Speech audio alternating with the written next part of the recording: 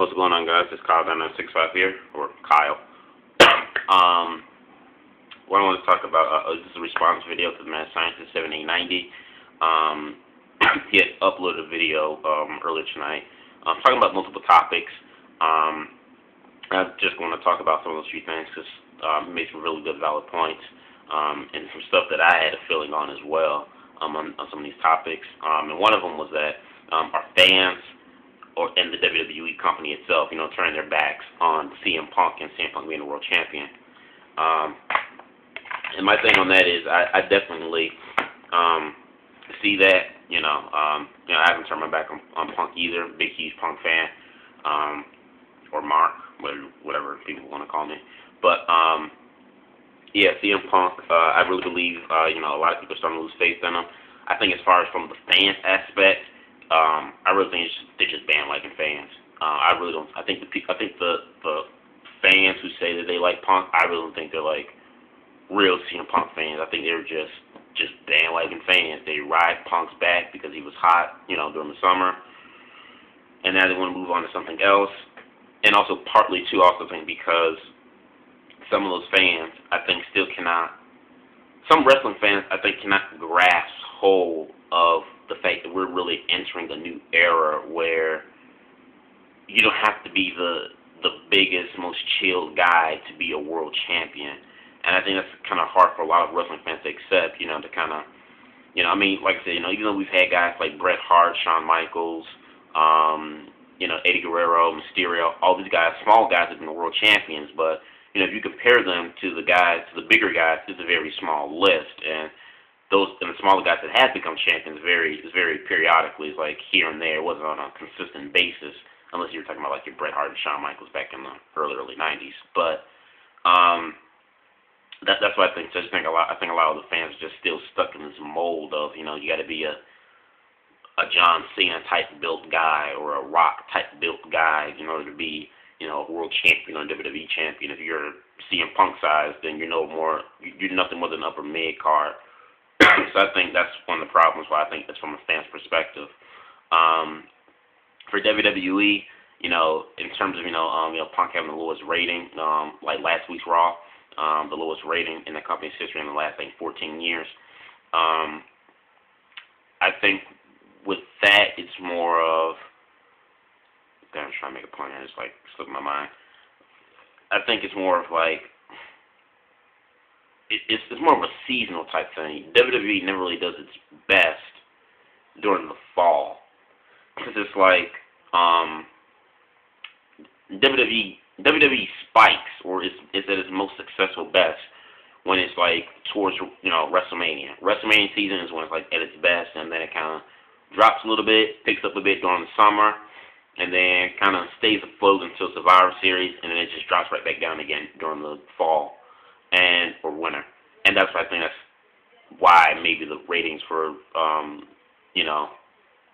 were kind of low last week, during Punk and during Punk's thing, because I think it's more of a seasonal thing with WWE. They don't get the highest ratings, during the end of the season. But I do definitely believe too that WWE might start to lose faith because I even heard rumors of they might even have Punk.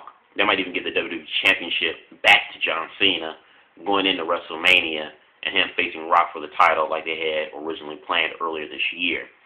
So even that's been floating around. And my God, I pray to God that does not happen. Because one, John Cena does not need to be a champion for a 13th time, and that match he has against Rock doesn't need a title.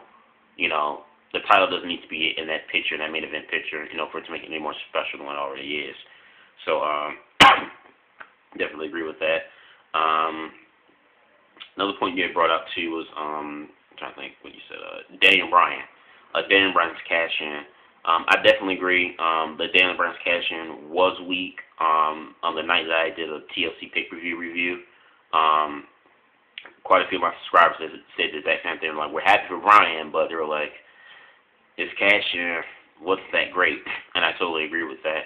I made a video, I think maybe during the summer. I was talking about, and in that video, I was talking about how WWE needed to build, when it was originally planned for Bryan to be at WrestleMania, how WWE needed to build Daniel Bryan to be strong as a Money in the Bank competitor.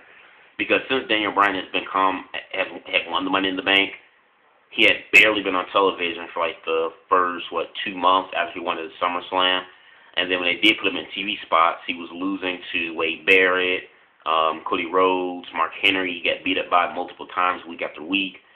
So his cash-in was very weak, and I think the reason why his cash-in was weak, not only because of the bad spot, but also too because WWE really didn't make Daniel Bryan relevant.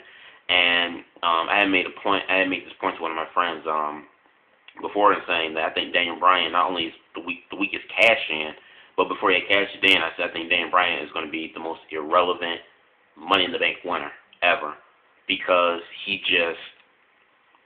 they didn't build him to look strong. You know, when CM Punk first won Money in the Bank, he didn't cash in until 6 months later, but Punk was still getting the feuds with guys like Umaga, Kane, Batista. He's getting some stuff with Randy Orton before he finally cashed in his briefcase for the first time.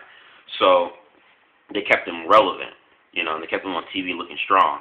And I think even too with the whole thing too, you know, not only was it a bad spot, but I think the fact that people expected Daniel Bryan and wanted him to cash it in, I think that also too had kind of killed the excitement of his cash in, because, you know, guys like The Miz and Punk and Edge and excuse me, even Alberto Del Rio, who cashed in on Punk, those things weren't expected. You know, people weren't chanting it, you know.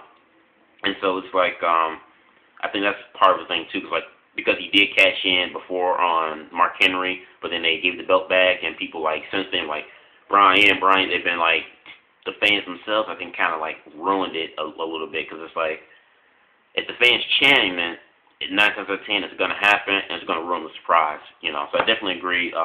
His cash-in was weak, and I do think because his cash-in was weak, and since he's won, they really have not done much with Bryan, you know, and make him look strong or credible as a world champion since he's won it.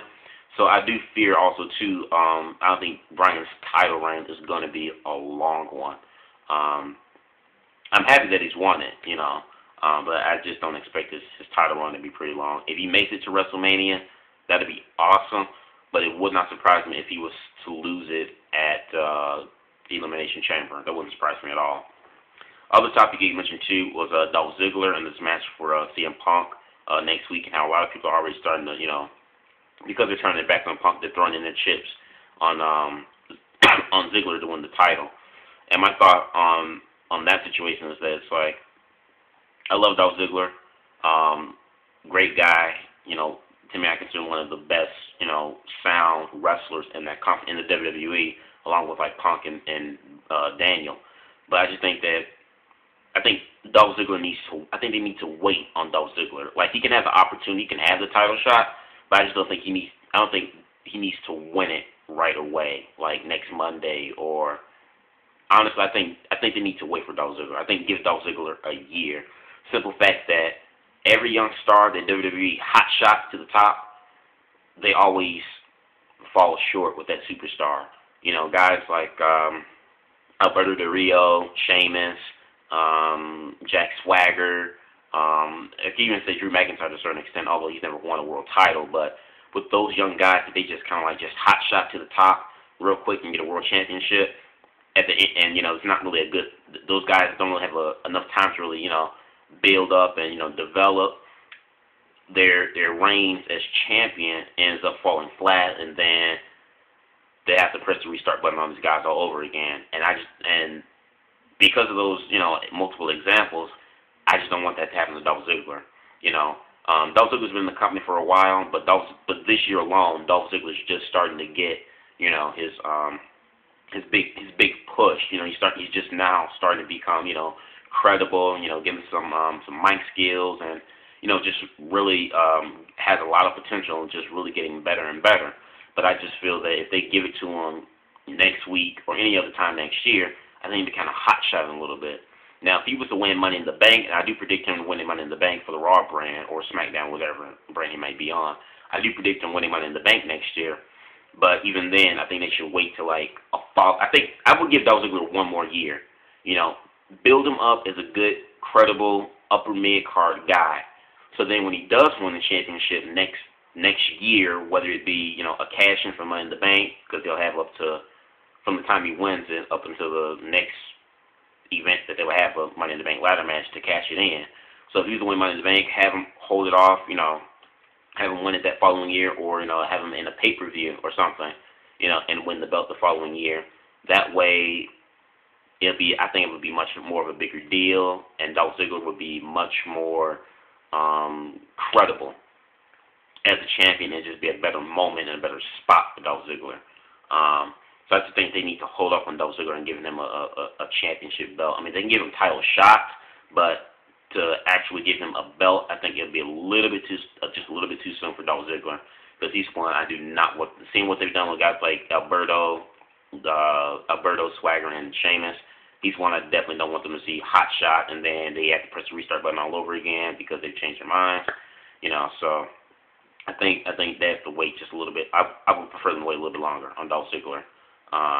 You know, because he's just this year alone, he's just, you know, starting to get some heat and, you know, become credible. And I just think they need to let it simmer a little bit more, let him become credible a little bit more before they give him that big break and have him break that glass ceiling. So this is my response to TheMadScientist7890 on these topics. Let me know what you guys think about these topics that I've mentioned. Comment, subscribe. Peace.